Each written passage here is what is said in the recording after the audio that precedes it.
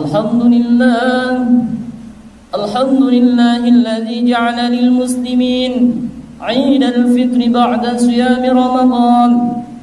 أشهد أن لا إله إلا الله وحده لا شريك له له الملك العظيم الأكبر، وأشهد أن سيدنا محمدا عبده ورسوله الشافع في المحشر، نبي قد غفر الله له ما تقدم من ذنبه وما تأخر. اللهم صل على سيدنا محمد وعلى آله وأصحابه الذين أذهب عنهم الرجس وطهروا. أما بعد، فيا عباد الله اتقوا الله حق تقاته ولا تموتن إلا وأنتم مسلمون. قال الله تعالى في كتابه الكريم: أعوذ بالله من الشيطان الرجيم، يا أيها الذين آمنوا اتقوا الله حق تقاته ولا تموتن إلا وأنتم مسلمون. يا أيها الذين آمنوا اتقوا الله وقولوا قولا سديدا يصلح لكم أعمالكم ويغفر لكم ذنوبكم، ومن يطع الله ورسوله فقد فاز فوزا عظيما. الله أكبر الله أكبر الله أكبر، لا إله إلا الله الله أكبر الله أكبر ولله الحمد. Hadirin jamaah salat Idul Fitri rahimakumullah.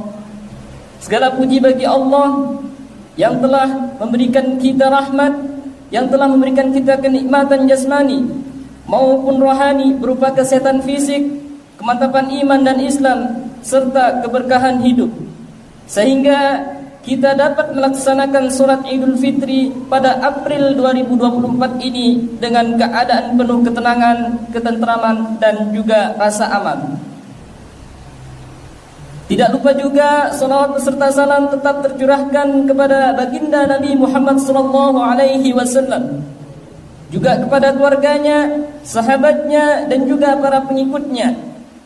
Nabi yang membawa cahaya iman dan Islam, yang membawa kemenangan di dunia maupun di akhirat nanti. Semoga kita semua selaku umatnya mendapatkan syafaatnya Nabi Muhammad SAW fitin wa dunya wal akhirah, amin ya rabbal alamin. Hadirin jamaah salat Idul Fitri rahimakumullah. Alhamdulillah, pada hari yang mulia ini, di hari kemenangan ini, kita semua, laki-laki maupun perempuan, tua dan muda, anak-anak dan remaja, semuanya berkumpul menjadi satu di masjid ini. Tujuannya tak lain adalah untuk memuji dan mengagungkan Allah Subhanahu wa taala. Karena tidak ada satu pujian pun yang pantas kita lantunkan melainkan untuk mengagungkan Allah Subhanahu wa taala. Tepat pada hari ini, yakni tanggal 1 Syawal, kita semua merayakan hari raya Idul Fitri, hari kemenangan dan hari yang suci bagi hamba-hamba Allah yang telah berjuang selama 1 bulan penuh dengan berpuasa di siang hari dan memperbanyak ibadah pada malam harinya. Kemenangan tersebut bukan diraih dengan biasa-biasa saja, melainkan dengan susah payah dan penuh pengorbanan, seperti menahan makan, menahan minum, dan juga menahan syahwat di siang hari. Kemudian memperbanyak tadarus Al-Quran, salat tarawih, salat tahajud, salat hajat, dan juga dilanjutkan dengan salat witir pada malam harinya, serta menghindari segala sesuatu yang sia-sia dan tidak berguna, seperti ghibah, namimah, dan juga fitnah, dan lain sebagainya. Oleh karena itu, di hari raya Idul Fitri ini merupakan hari di mana seharusnya kita semua telah mencapai kematangan spiritual, baik berupa hubungan kita kepada Allah maupun hubungan kita kepada sesama manusia dan alam sekitar. Selama sebulan penuh kita telah ditempa dan dididik di madrasah yang bernama Ramadan. Dari penempaan Ramadan tersebut dengan berbagai ritual keagamaan, maka akan menjadikan umat muslim menjadi hamba yang bertakwa. Karena sesungguhnya puncak dari puasa Ramadan adalah menjadikan manusia yang sempurna dengan takwanya. Terkait hal ini, Allah Subhanahu wa taala telah menegaskan dalam firman-Nya, Ya ayyuhalladzina amanu kutiba alaikumus syiyamu kama kutiba 'alal ladzina min qablikum la'allakum tattaqun. Yang artinya adalah, wahai orang-orang yang beriman, diwajibkan atas kamu berpuasa sebagaimana diwajibkan atas orang sebelum kamu agar kamu bertakwa. Al-Quran Surah Al-Baqarah ayat 183. Allahu Akbar, Allahu Akbar, Allahu Akbar. La ilaha illallah, Allahu Akbar.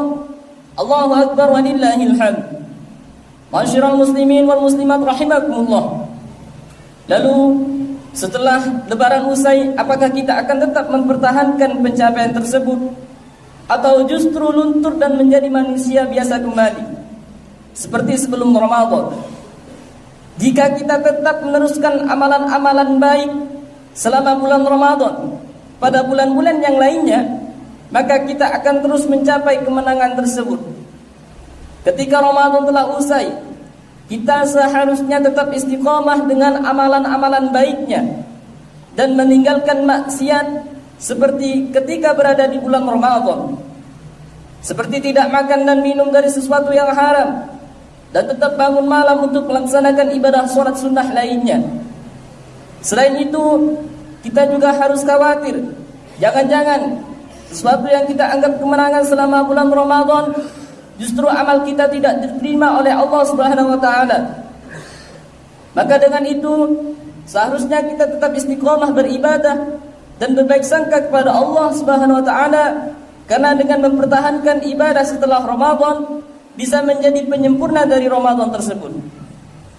Imam Al-Ghazali dalam kitab Ihya Ulumuddin, beliau menyampaikan, ayyakuna qalbuhu ba'dal iftari mu'allaqan muttariban bainal khawf wal raja, id laysa yadri aqbala sawmuhu fahuwa minal muqarrabin aw yuraddu alayhi fahuwa minal mamqutin, wal yakun kadzalik fi akhiri kulli ibadatin yafrahu. Yang artinya adalah, setiap selesai berbuka puasa, seharusnya kita merasa khawatir sekaligus menaruh harap kepada Allah, khawatir jangan-jangan ibadah kita tidak diterima oleh Allah, dan juga berharap bahwa Allah akan menerimanya. Sebab kita tidak tahu apakah puasa kita akan diterima sehingga kita termasuk hamba yang dekat di sisi Allah, atau sebaliknya ibadah kita ditolak oleh Allah sehingga kita termasuk hamba yang mendapatkan murkanya. Maka dari itu, sikap seperti ini harus diterapkan setiap selesai melakukan ibadah apapun. Oleh karena itu, Imam Al-Ghazali berpesan kepada umat muslim yang sudah beribadah maksimal saja tidak boleh berbangga diri dan terlalu percaya diri dengan amalannya. Apalagi mereka yang ibadahnya biasa-biasa saja dan bahkan tidak berpuasa di bulan Ramadan tersebut. Allahu Akbar, Allahu Akbar, Allahu Akbar. La ilaha illallah, Allahu Akbar, Allahu Akbar walillahil hamd. Masyiral muslimin wal muslimat rahimakumullah. Salah satu amalan yang baik dan wajib kita teruskan di bulan-bulan selanjutnya adalah rasa empati yang tinggi kepada orang lain. Ikut merasakan lapar bagi orang yang kelaparan, dan juga menyedekahkan harta semampunya kepada orang-orang yang membutuhkan, sebagaimana kita mengeluarkan zakat kepada orang-orang yang berhak menerimanya. Dengan rasa seperti ini, kita akan merasakan nasib saudara-saudara kita yang hidupnya berkekurangan harta. Untuk mencari sesuap nasi saja harus memeras keringat di bawah sengatan terik matahari. Bahkan ada yang harus bekerja sepanjang malam. Barangkali lapar dan haus yang kita rasakan akan berakhir di waktu maghrib tiba. Tetapi saudara kita yang hidup dengan ekonomi yang sangat rendah boleh jadi merasakan lapar sepanjang hayat masih dikandung badan. Bahkan untuk makan esok harinya saja masih bingung harus mencari kemana lagi. Oleh karena itu, di hari raya ini, maka terimalah semua saudara-saudara kita yang datang ke rumah. Berilah mereka perjamuan makanan dan minuman yang enak dan lezat. Salurkan zakat yang kita keluarkan kepada orang-orang yang benar berhak dan juga sangat membutuhkan. Allahu Akbar, Allahu Akbar, Allahu Akbar. La ilaha illallah, Allahu Akbar, Allahu Akbar walillahil hamd. Masyiral muslimin wal muslimat rahimakumullah. Puasa yang kita lakukan ini merupakan rangkaian dari ibadah yang lainnya, sehingga memiliki keterkaitan dengan ibadah yang lainnya, baik ibadah mahdhah yang berhubungan dengan Allah langsung atau ibadah ghair mahdhah yang berhubungan dengan sesama manusia. Sibuk beribadah kepada Allah tetapi buruk dengan orang lain, maka itu juga akan berbahaya. Dan juga sebaliknya, dengan orang lain dia baik tetapi malas beribadah kepada Allah Subhanahu wa taala, itu juga lebih berbahaya. Seperti hadis Nabi Muhammad sallallahu alaihi wasallam yang diriwayatkan oleh Imam Al-Hakim an Abi Hurairah qala qalu ya Rasulullah fulanatu tasumun nahar wa taqumul layl wa tu'ti jiranaha qala hiya finnar qalu fulanatu tusalli al-maktubat wa tasaddaqu bil afdal min al-aqid wa la tu'ti jiranaha qala hiya fil jannah. Yang artinya adalah sekelompok sahabat bertanya kepada Rasulullah SAW, "Ya Rasul, ada seorang perempuan ahli puasa dan ahli ibadah malam, tapi dia masih suka menyakiti tetangganya. Bagaimana pendapatmu ya Rasul?" Kemudian Rasul menjawab, "Maka dia akan masuk neraka." Kemudian seorang sahabat bertanya lagi kepada Rasulullah, "Ada pula seorang perempuan yang hanya menunaikan salat 5 waktu, bersedekah dengan sepotong keju, dan tidak menyakiti tetangganya. Bagaimana pendapatmu ya Rasul?" Maka Rasulullah menjawab, "Maka dia akan masuk surga." Nah, dari hadis di atas dapat dipahami bahwa ibadah yang berkaitan dengan Allah langsung seperti sholat dan berpuasa tidak menjamin kita masuk ke dalam surganya Allah jika kita masih berbuat buruk kepada sesama manusia. Apalagi jika sudah berbuat buruk kepada orang lain, ditambah lagi malas beribadah kepada Allah Subhanahu wa taala, maka apa yang harus dibanggakan? Nauzubillahi min dzalik. Hadirin jemaah salat Idul Fitri rahimakumullah. Demikianlah khutbah hari raya ini. Semoga bisa menjadi evaluasi ibadah kita selama bulan Ramadan, dan juga bisa menjadikan kita untuk istiqamah, tetap memperbanyak ibadah dan amal kebajikan di bulan-bulan selain Ramadan. Dan semoga kita semua dijadikan oleh Allah Subhanahu wa taala menjadi hamba yang istiqamah dalam ibadah dan juga mengerjakan amal soleh, sehingga senantiasa kita akan menjadi hamba yang selalu dekat dengan Allah Subhanahu wa taala dan selalu mendapatkan kemenangan. Taqabbalallahu minna wa minkum. Allahumma barik lana fi 'idina wa 'idhu 'alaina a'waman 'adidatan.